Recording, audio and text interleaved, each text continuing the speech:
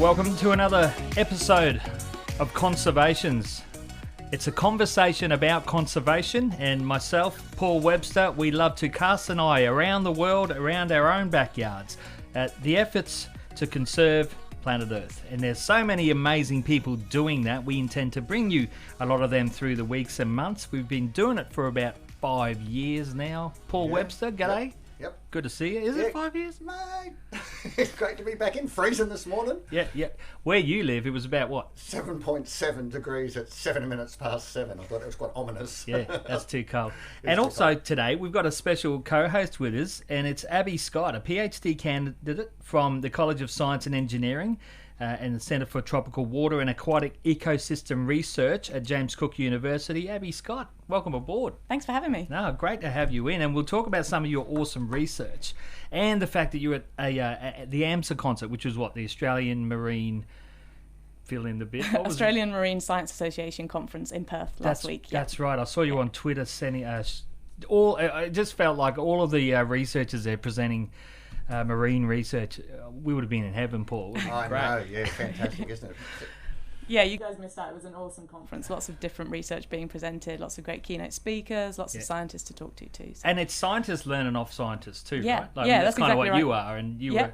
Yeah, we're all hearing about what everybody else is doing and chatting to each other in the breaks, and we had workshops as well. So there were over 500 scientists there from across Australia. 500. Yeah, networking. Yeah. All right, well, let's start the show off with. You've always got some news of the week and the month, and you keep it positive, Paul. Well, I mean, it can be hard to keep it positive sometimes. Spot on. And, with eco-anxiety and everyone, I know a lot of people sort of tend to disengage. I actually, particularly now, because we've got the 50th anniversary of the moon landing, I remember watching it happening, and I remember the feeling... I'm proud to say I wasn't alive. I wanted to watch Humphrey, admittedly I was pretty young.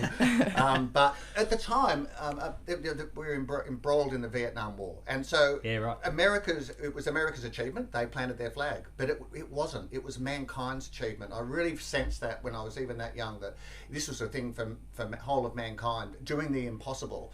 And that's how I feel about with the issues we have at the moment with climate change. A lot of people get really quite depressed about it. I'm really excited, like genuinely excited. We are for the first time, we've got a scientific toolbox that can crack this thing. Yeah. We've got a big enough population and economies, we're industrious, we can fix it. And we know what the problem is. And so what I've been researching in the last month or so is that there is overwhelming scientific evidence now that the climate change is definitely real, and it's definitely been influenced by additional carbon dioxide into the atmosphere, which is making a blanket on the Earth. But there's so many great things coming out. There's this stuff, Phil, called perovskites. Perovskites. Now, it can be made really cheap, really fast, and in bulk. And when you make a solar cell, it's quite the actual manufacture of that cell is quite difficult, and the problem with that is that it costs a lot of money and time to make a solar cell. This stuff's a paint. It comes in a bottle like ink, and you can just paint it onto surfaces like roads, houses, buildings, bridges. Your jacket, you can just put it onto everything, me in it, and it's really cheap. So there's really great things happening that are going to do this, and we know that, for example, a lot of the scientists said, look, there's 30-40% of the coral reefs actually have already died due to the effects of climate change. Yeah. But a lot of scientists are saying, well, that means 60% of them have survived. Let's find out why those 60% have been resilient, and let's breed some super corals. There's always glass half full, glass half empty. So it's really exciting. And there was some amazing research that I've just found in regarding trees. Now, we've been well aware on this program about tree planting. We got people like Treat, and we got Jimmy from Beards on, who's now half cut. He is. You show me a photo of him. This is not an attractive look. He's got half a full-grown beard. I've got to ask why, and clearly he's a single man. He's got a beautiful wife. She's very tolerant, obviously, but he's got this really big beard like Ned Kelly on one side of his face, and the other side of his face is completely clean shaven. And when he gets a huge reaction wherever he goes. Yeah. And it's to say, this is half the trees that we've cut down. Oh, right. On the planet. So before humans were around, there were 6 trillion trees, give or take a few. Yep. And now there are 3 trillion trees. Wow. But so he's painted that as a mural on his face. Yeah, and of course we've heard from people like Brett Krause from Breda Corp and all these people saying how great tree planting is. But it's actually, due to new research from Professor Tom Krause at the Swiss University of Zurich, it's a lot more astonishing than we realised. Yeah. They reckon there's 1.7 billion hectares of available land on the planet, which would fit 1.2 trillion trees, which would suck up two-thirds of all the carbon humans have ever put out since 1750. And all we've got to do is plant them. Now, that sounds impossible, but remember that story we did on the Philippines? Yeah, that's right. Yeah, yeah, you can't graduate in the Philippines unless you plant 10 trees. That's awesome. No, That's it's awesome. And the maths were 175 million, and over the course of the legislative bill over a generation was 525 billion. So planting trees will actually save the planet. That's hilarious, because we know someone's listening, because you just mentioned Brett Krause from Breda Corp, and he's just rang. Hey, how you going, Brett? G'day, team. Guess what day it is? You tell us. Great day to plant a tree. Oh, fantastic. Thought you'd say so. Hey, isn't that what you were doing yesterday? Pardon? Isn't that what you were doing yesterday, planting trees? Yes, we do it every day. And more good news, it's National Tree Day coming up Australia, Sunday, July 28th. Sign up or register your event or come down and visit us. We're making the new Amazon in tropical North Queensland. New Amazon. New Amazon. We can't save it, so we're going to build it. Now, Brett, literally you are planting trees every day. You're trying to reconnect corridors down there around Tully, aren't you? Yes, that's right, mate. We've got in over 22,000 in the last 3 years, and Whoa. 20 acres is now reforested and waiting for cassery to turn up. So what's a day's output? Like you said, every day. How much do you do in a day? Not enough, but on average, we might get in 21 days, 300 another day. It's just one tree at a time, snail's pace, and we're encouraging the world, forest builders, Greta Thunberg, school strike tomorrow, don't go striking, plant a tree, and we'll have this problem fixed by the end of the year, I reckon. Awesome. Hey, Brett, thanks for calling in. All right, mate, put the word out there. We want to get Bob Catter and Barnaby Joyce out planting a tree. Oh, you're barking mad, mate. You're barking mad. Challenge for you, Paul. Come on, Paul. You love a good challenge. Good on you, mate. Good luck with it. Cheers, eh? Bye. Thanks, heaps. One tree matters. Of course it does, Brett. You reckon he likes trees? Oh, he's fantastic. You got to have the energy. All right, that's Breda Corp. And if you're driving down the highway towards Townsville or towards Cairns North, around just southern Tully area, you see some of his work, and he's even got his Breda Corp signage In trees. in trees. So if you've seen that and gone, what the heck is that? That's Brett. Just let him go. He's reconnecting cassowary corridors. Yeah. among Connectivity is such Yeah, an yeah. important part with wildlife when you get disrupted. That's been found in the... we had a big drought in 1896 to 1905 called the Federation Drought, and we lost a lot of parts of Australian animals that never came back in fauna. Yeah. One of the things that they say that will be exacerbated in a new drought, that if it rivals the Federation Drought, is that there was connectivity before, so the animals could move and go, oh, it's not good here, I'm going to move over here. Yeah, it's too dry here, I'll go there. Yeah, but now we've lost that connectivity, so that his work is absolutely vital. Yes. For cassowaries and, of course, sugar gliders and all sorts of wildlife that we have that's endangered or nearly endangered here in Far North Queensland. You're listening to Conservations on ABC Far North. I'm Phil Staley. That's Paul Webster. And my guest today, Abbi Scott, a PhD candidate at James Cook University. You mentioned a few species. Let's add to them dugongs, green turtles, parrotfish, because that's your area of expertise, isn't it, Ab? Yeah, so I'm researching the animals that like to eat seagrass meadows. So we were talking just now about carbon sequestration and how important it is to plant trees for carbon sequestration. But what a lot of people don't actually realise is that the wetland blue carbon habitats, so the mangroves, seagrass meadows and tidal marshes, can sequester carbon 40 times faster and keep it stored for millennia. Wow. So these ecosystems are actually really, really important in terms of storing carbon. Wow. Even despite being underwater. Yes, so they can trap the carbon really effectively, and because unlike trees, the carbon's going to stay stored in those sediments as long as those ecosystems aren't disturbed. So that's why we need to look after these ecosystems and make sure we're not disturbing them. Yep. And there's a big effort to try and restore them as well, because there's such great carbon sinks. Yeah. So trying to restore these ecosystems throughout Australia, and that was a big theme of the conference last week. But my research is looking at the animals that like to eat these seagrass meadows. So up here in the GBR, we've got lots of dugongs, lots of green turtles, but we don't actually know much about the impact that their grazing's having, what seagrasses they like to eat, how this impacts the seagrass meadow, and how this might affect other things that the seagrass meadow does, like providing nursery habitat for fish and storing carbon, trapping sediment. So that's what I'm looking at off of Green Island and down in Gladstone. Yep. And my team's looking at the GBR as a whole. So we do this using exclusion cages, and these cages keep the turtles and dugong off of small patches of seagrass. So our cages are 2 meters by 2 meters, half a meter high. We leave them out on the seagrass meadow and come back and check them after 3 months, 6 months, up to a year. We leave them out and see what the difference is in those bits of the meadow that are grazed compared to those that can't be grazed, to try and find out what's going on. Yeah. In terms of what's eating the seagrass. Is it like lawns? Like I'm do a lot of horticultural work, and if you mow a lawn, it actually thickens and gets better. Is that sort of the case with dugongs? If they graze on this, it actually makes it healthier? Yeah, so especially with turtles, we think that might be the case because they're going through and just cropping more like a lawnmower. And so we think that can increase the productivity of the seagrass meadow. So that's a positive, really, that the seagrass is more productive, can suck up more nutrients and things like that.